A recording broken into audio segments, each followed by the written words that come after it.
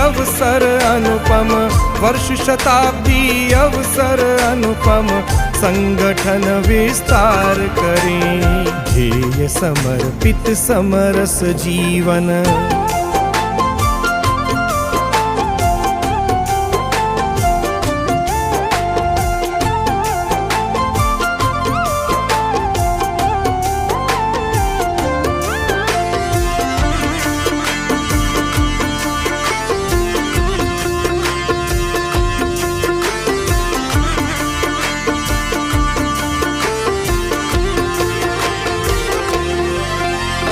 चारित्रिक और संस्कारमय साधकों का सृजन करें।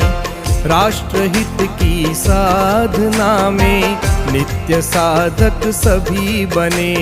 सुप्त शक्ति का पुनर्जागरण